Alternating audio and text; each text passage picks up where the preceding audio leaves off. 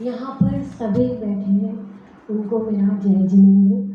सबसे पहले तो मैं गोविंद सर को प्रणाम करती हूँ, वंदन करती हूँ कि उन्होंने मुझे, मतलब उनके प्यार ने मुझे यहाँ तक खींच लाया है।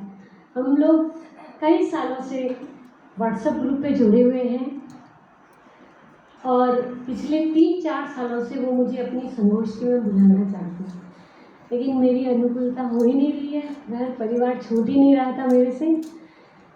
शशि मैडम ने भी मुझे कहा था कि एक बार आओ मिलना, लेकिन हुआ नहीं।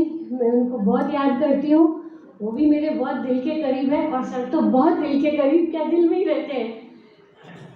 और मैं अशोक जी सर, उनको भी नमस्कार करती हूँ, जय जिनेंद्र।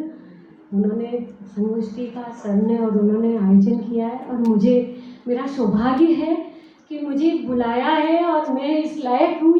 इतने बड़े मंच, इतने बड़े प्रोग्राम में मैंने अपने आप को शामिल, इन्होंने मुझे शामिल किया है और मैं शामिल हुई हूँ। ये मेरे लिए गौरव की बात है। मैं आप सबका दिल से आभार व्यक्त करती हूँ और एक बार फिर से नमस्कार। और नवकार मंत्र की महिमा पे मैं नवकार मंत्र शुरू करके ही कुछ बोलना चाहती हूँ। ज़्यादा तो नहीं जानती हूँ, जैन हूँ और घर में देखती हूँ, सुनती हूँ, सबसे सब कुछ लेती हुई आ रही हूँ, लेकिन बोलना बहुत मुश्किल है। मुझे भी नहीं आता कि मैं क्या बोलूँगी, कैसे बोलूँगी, लेकिन फिर भी थोड़ा सा प्रयास कर रही हूँ, तैयारी करके आई हूँ। डर भी लग रहा है, लेकिन अच्छा बहुत लग रहा है, बहुत खुशी महसूस हो रही है। मैं सबके साथ हूँ। सबसे पहले मैं नवकार मंत्र का स्मरण करना चाहती हूँ ताकि मुझे में हिम्मत आए। नमो हरिहंताणम, नमो सिद्धाणम, नमो आयर्याणम, नमो वज्राय सर्व सावणम ऐसो पंच नमोकारो सर्व पाव प्रणाशनो मंगलाणम च सर्वेशम पढ़मंग हवै मंगलम। मैं अपनी कुछ शब्द लिख के लाई हूँ, मुझे इतना याद नहीं रहता है।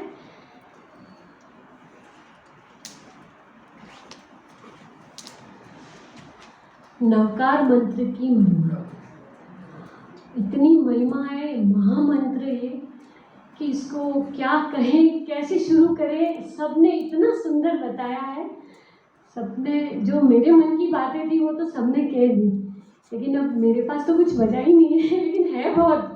अब मैं कहाँ से निकालूं, लेकिन फिर भी मैं प्रयास कर रही हूँ। कुछ अपने शब्द मैंने लिखे हैं कि सभी मंत्रों में, अपने आप में सभी मंत्र, जितने भी मंत्र हैं हमारे देश में, विश्व में, सभी मंत्र इतने सुंदर है कि सारे, जैसे गायत्री मंत्र हो, लक्ष्मी मंत्र हो, सब दिल को छूते हैं। सब अपने आप में सर्वश्रेष्ठ है। कोई भी मंत्र ऐसा नहीं है कि वो श्रेष्ठ नहीं है, सभी श्रेष्ठ है। लेकिन नवकार मंत्र को महामंत्र कहा गया है इसलिए कि उस मंत्र में किसी भी व्यक्ति की कोई बात नहीं है। उस मंत्र में व्यक्तित्व की, जो व्यक्ति किसी भी धर्म से हो, किसी भी संप्रदाय से हो, किसी भी जाति से हो, किसी भी कौम से हो, कहीं से भी हो, उन सभी व्यक्तित्व, उन सभी लोगों के बारे में, उन लोगों को नमस्कार के रूप में वंदन किया जाता है, नमन किया जाता है।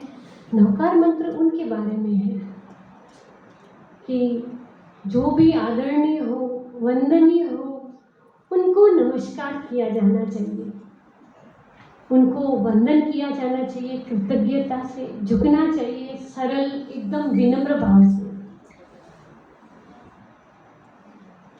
नवकार मंत्र, पांचों पद इसमें इतने श्रेष्ठ, इतने सुंदर है, अद्वितीय, एक से बढ़कर एक। पहला पद, छोटी सी व्याख्या, थोड़ा सा कुछ थोड़े से शब्दों में बताना चाहती हूँ। पहला पद है नमो अरिहंताणम। अरिशब्द हमारे अंदर कितने सारे कषाय भरे हुए। मनुष्य धरती पे तो आ जाता है, भगवान भेज देता है उसको, लेकिन हमारे अंदर राग, द्वेष, जलन, ईर्ष्या, अहंकार, इतनी सारी चीजें हमारे अंदर होती है। तो ये सब चीजें लेकर हम कितने भारी होते हैं। तो हमें इससे प्राप्त कुछ नहीं होता है, बस जलते रहते हैं, दुखी होते रहते हैं। इन सब चीज़ों को छोड़ना, त्याग करना, जैसे कि इन कषायों को अपने से दूर करना, अष्टकर्म के कषाय जो हमारे भीतर होते हैं उनको निकालकर बाहर फेंकना, बिल्कुल उनसे दूर होना।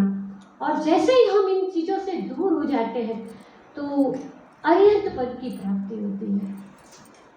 अरिहंत बन जाते हैं वो कोई शरीर में नहीं, कहीं नहीं, बस एकदम एकाकार हो जाते हैं। आत्मा जो होती है वो परमात्मा में विलीन हो जाती है, एकदम परमात्मा से मिल जाती है, वो अरिहंत बन जाते हैं। इतने आदरणीय, उच्चतम, एकदम उनका चारित्र बहुत ही खूबसूरत होता है।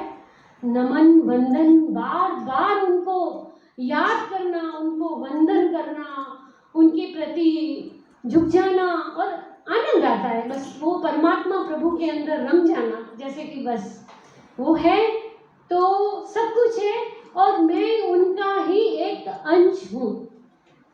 दूसरा पद नमो सिद्धाणम, इसमें सिद्ध महापुरुष जिन्होंने सिद्धियां प्राप्त की है, कैसे की है, वही अपने सारे कषायों को उन्होंने त्याग दिया।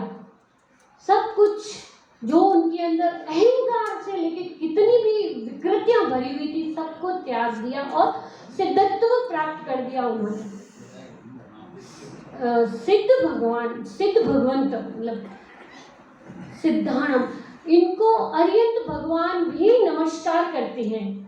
मतलब अरिहंत जब सिद्धत्व की दीक्षा होती है या उनका मतलब कहीं पे भी कोई चर्चा होती है या वो आगे बढ़ते हैं तो अरिहंत भगवान स्वयं आते हैं, खुद आते हैं और उनको भी वो नमस्कार करते हैं। जो तीर्थंकर बन चुके हैं, जो बहुत ऊपर उठ चुके हैं, जन्म मरण सभी चीज़ों से दूर हो गए, कुछ है ही नहीं, कुछ लेना ही नहीं, देना ही नहीं, ज्ञान वो उनके अंदर ही रम गया है, सब कुछ उनके अंदर, वो भी उनको नमस्कार करते हैं, सिद्ध आत्माओं को वंदन करते हैं और वो सिद्ध बन जाते हैं। तो हम अरिहंतों के बाद में सिद्धों को भी नमस्कार करते हैं, वंदन करते हैं, उनको अपने दिल से याद करते हैं।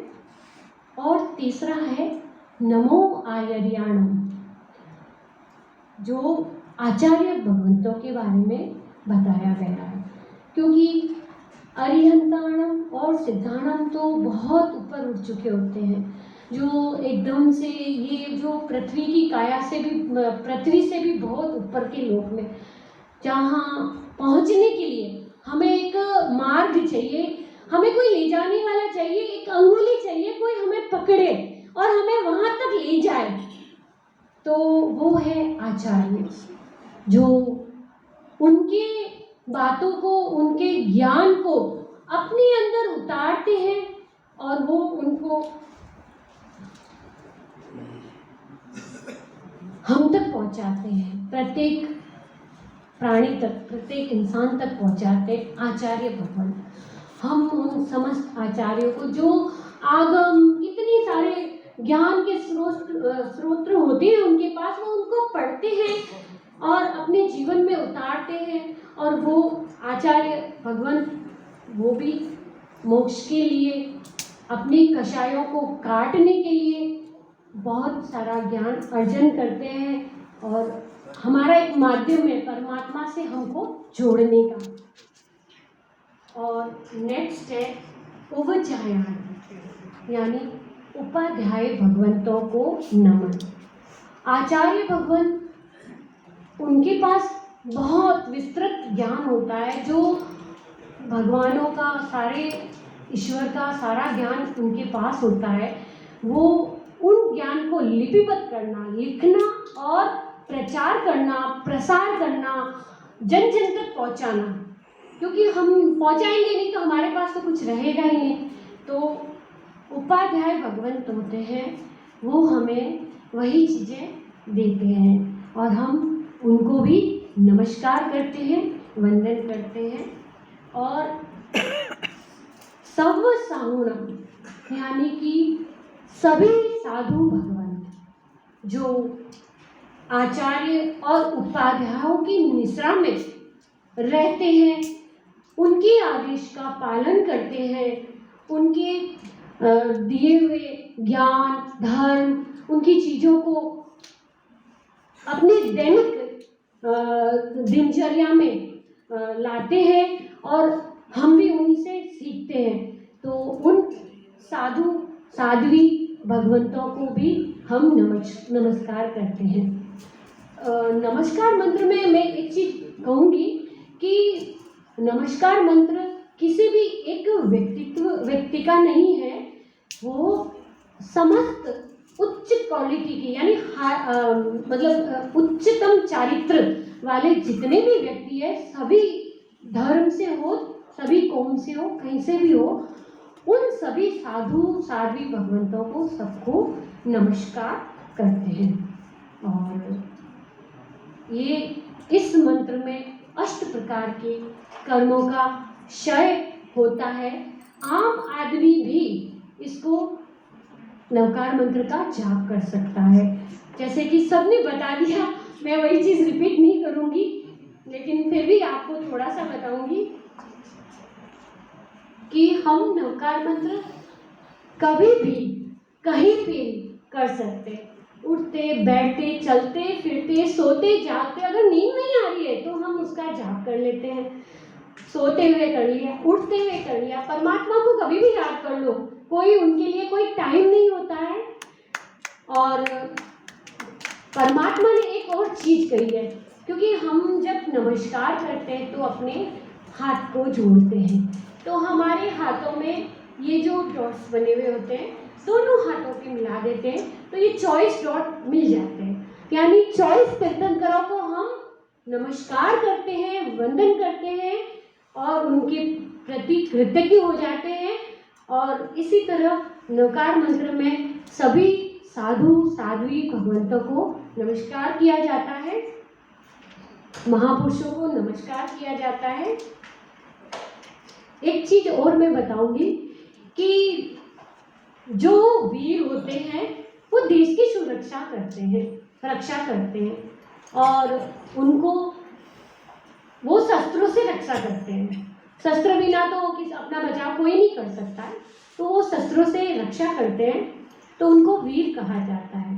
लेकिन जो अपने अंदर के कषायों का नाश करते हो, अपने भीतर की विकृतियों का मतलब सफाया करते हैं, उनको अपने से दूर हटाते हैं, उन चीज़ों से परे हो जाते हैं, वो महावीर कहलाते हैं।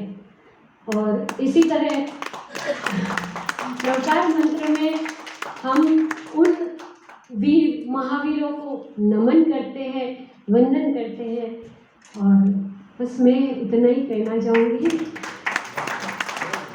आप सभी ने मुझे बुलाया, मैं एक बार आप सबका दिल से आभार करती हूँ। गोविंद सर, हिम्मत आपने दी है मेरे को। बहुत बहुत आभार, प्रणाम, जय जिनेंद्र।